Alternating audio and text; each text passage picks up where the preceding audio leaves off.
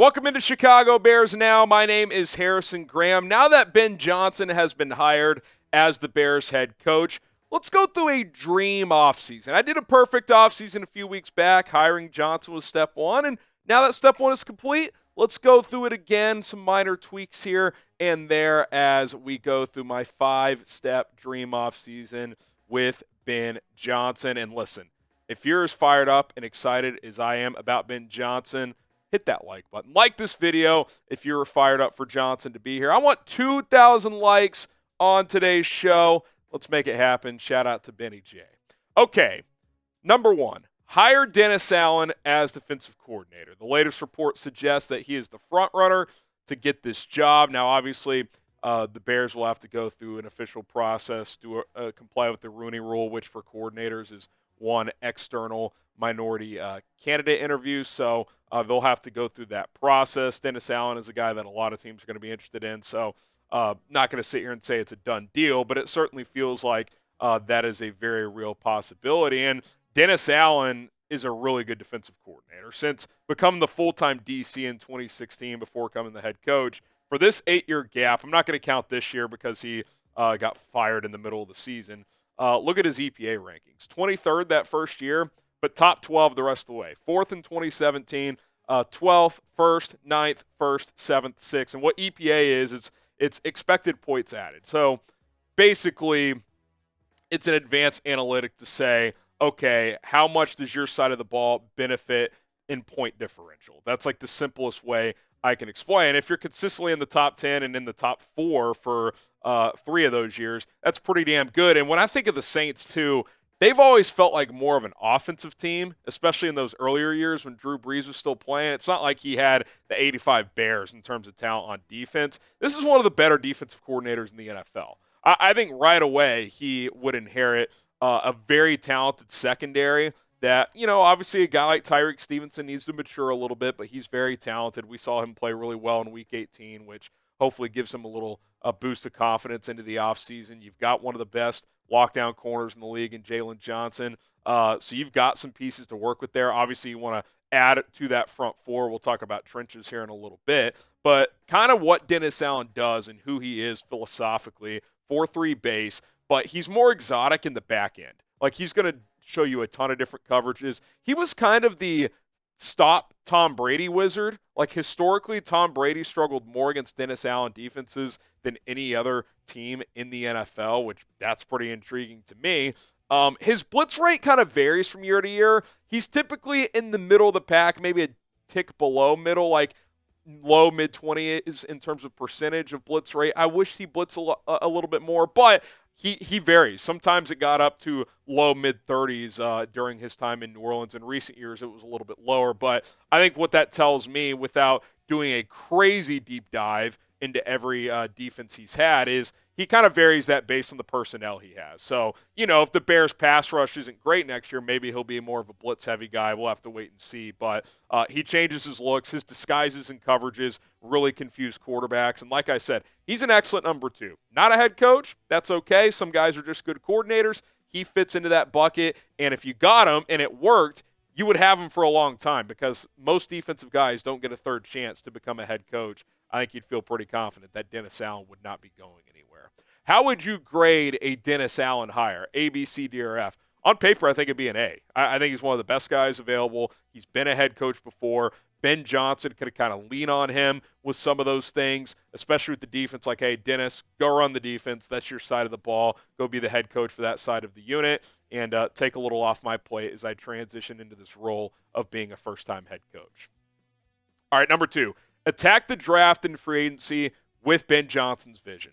I want him to have heavy say, especially in offensive personnel. Now, I'm not going to sit here and say Ben Johnson needs to be telling Ryan Poles which corner to draft out of Arizona State in the 4th round, but in terms of offensive personnel, these guys need to be collabing like, hey, this is the type of player I need for this position. This is the type of guard I want so I can run the offense the way I want to. I think you need to attack free agency and the draft with Ben Johnson's vision and personnel preferences in mind. Obviously, Ryan Poles is going to have a say over these things, but it needs to be a collaborative effort with Ben Johnson's kind of style very much having heavy input here. I think that'll be the case. I would imagine that was part of the discussions in these contract negotiations. Like, hey, I need to have some say on personnel. We'll see if we find out specifically what that looks like. But I hope that is the case because if you're going to bring in a guy, an offensive guru, like I want him to bring in players that he thinks he can win with. I think that's the way to go.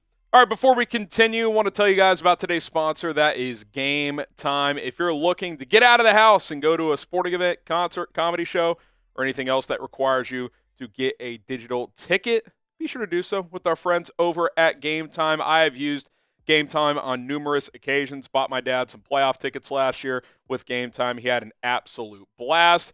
You can do the same for yourself or for a friend, a family member, whatever the case may be. They have a ton of cool features when you're shopping around on their app to get those tickets, including Game Time picks. You see on that left photo right there, it is toggled on, as is all-in pricing. That way you're not surprised when you get to checkout to get hit with extra fees. You can kind of know up front what you're going to be paying. That feature, Game Time picks, is awesome because it filters out the fluff of thousands of tickets, kind of show you different price points on the venue, and based on your budget, you will be able to find the tickets that you want in a matter of minutes and not hours. Blackhawks, Bulls, Cubs, and White Sox just around the corner. Get out of the house, have some fun, and go enjoy yourself. Get some tickets to these events. And here's what you need to do to get the deal we're offering. Download the app, create an account, use code CHATSPORTS to get $20 off your first purchase only. Terms apply. And trust me, you are not going to miss out. Game Time is the best ticketing service I have ever used. I've used it double-digit times at this point, and we'll never use another service. Code CHATSPORTS, $20 off, first purchase only when you get signed up with Game Time. Okay, number 3. I mean, this is obvious. Invest in the trenches. You look at the offensive and defensive lines here. These are some of the players that were here last year. Obviously, Nate Davis no longer on the team, but like other than Darnell Wright, it's all question marks, right? Is Braxton Jones going to be back in your starting left tackle? We'll have to wait and see. Defensive line, I think you got a little bit more to work with there. I'm going to expect Montez Sweat to bounce back and have a better season. Javon Dexter took a nice step. Let's see if he can take another step in year 3.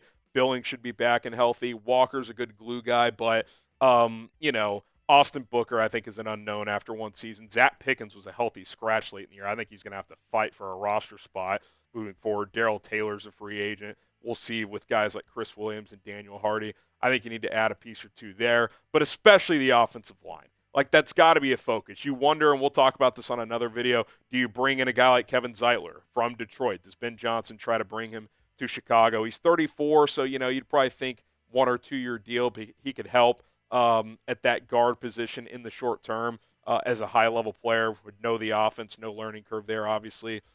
For him, that would be a player I'd be interested in at a reasonable cost. So, yeah, you got to protect Caleb Williams, obviously, and investing in the offensive line is going to need to be a priority, both in free agency and in the NFL draft.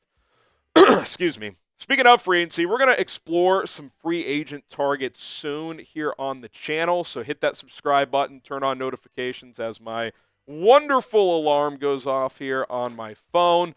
We appreciate you guys subscribing to the channel if you have already. And for those who haven't, daily Bears content, we appreciate it. Hit that sub button. Okay, a couple more here. Upgrade the running back room. There's already this debate. Are they going to get rid of DeAndre Swift? They traded him when Ben Johnson was an early OC in Detroit. I think Swift will be here because his contract for this next year is pretty much mostly guaranteed, so you can't really get out of it. You'll save a little if you were able to trade him, but is someone trading for $8 million per year for Swift? I doubt it. I think he will be here, but one thing I know about Ben Johnson and watching their offense, everybody thinks Ben Johnson, trick play guy, this and that. Obviously, he does that stuff, but they're a physical running football team. That's why I say invest in the offensive line and upgrade the running back room. I think Swift can be a really good part of a 1-2 punch, but I want to get a physical downhill runner to pair with him. There's a lot of those guys in the draft. Obviously, Ashton Genty, we saw him post a photo with Caleb Williams on Instagram. That's going to spark rumors. Amarian Hampton out of North Carolina is a player I really like, along with Caleb Johnson. Dylan Sampson, Travion Henderson, just to name a few. That doesn't even include guys like Ollie Gordon, Cam Scadaboo, and several others. There are running backs to get in this draft. There's a couple intriguing free agents. Aaron Jones, I don't really think fits the bill. He's closer to a Swift in terms of stylistic, plus he's a little older. Najee Harris, maybe if the price is right. I wish he had a little more wiggle as a runner, but he's physical, downhill guy. He could make some sense for the right price. J.K. Dobbins, maybe injury history, I'm not sure. Nick Chubb, is he just done? Kind of feels like he might just be done off that serious injury from a couple years ago. Javonte Williams didn't really work out in Denver. I think the draft is an area I'm looking at more to pair someone with DeAndre Swift. It really all just depends. What are you allocating your free agency money for? What holes will you still need to fill come the NFL draft? I think it depends how much of those gaps you filled in the offensive and defensive line in free agency to determine, okay, this is the round we're comfortable taking it back. Because if you sign 2 or 3 offensive linemen that are going to start, well, maybe you do pull the trigger on a running back in like the second round. I still am not there in terms of taking Genty at 10, but depending on what you do in free agency, maybe that does become an option. So we'll see what happens there. Free agency obviously comes first, so getting a downhill runner to pair with Swift, I think is going to be an area of emphasis. And then lastly, add a speedster on offense. I'm talking about the receiver position. I think one thing that is missing on this offense, other than the offensive line needing to get better, is you don't have just a true burner. Rome Odunze has good speed. DJ Moore has good speed. They're not burners. They're not track stars. I would like to get a sub 4.4 guy on the outside. You have Tyler Scott on the roster, but he couldn't even see the field last year. Is Ben Johnson going to view him as someone who could fill that role? Because I just think his vision, he looks at what he has in Detroit, Jamison Williams. Now, I'm not saying there's Jamison Williams growing on trees, but can you find somebody that's 75% of Jamison Williams? Well, before looking at guys in the draft, which we'll do at some point, just one free agent that I think could be interesting and wouldn't cost a ton, Marquise Brown. Really good speed, vertical threat, can run some different routes. You can bring him on some jet sweeps, do some different things with him. I think that's an intriguing name to monitor. I think he signed for like 1 year and $7 or $8 million with the Chiefs this year, then missed most of the season with an injury. So like, if he's less than $10 million on a 1-year deal, or if you get him for like 2 years and $15 million, that would be a guy I'm intrigued with. He's a big play weapon. Obviously, like I said, has missed most of this season. But if that's your number 3, like you go DJ, Rome, Marquise Brown, that's pretty intriguing to me to have a guy who is just an absolute speed demon like Hollywood Brown is. Pick a receiver for us. Type KA for Keenan Allen, MB for Marquise Brown. They are complete opposites. Obviously, Keenan Allen's a good player. He's probably going to the Hall of Fame, but he runs like a 4.8. Like, I would understand being like, you know what, we appreciate you, Keenan. Go try and chase a championship somewhere. We're going to try and get younger here and add some speed to this offense.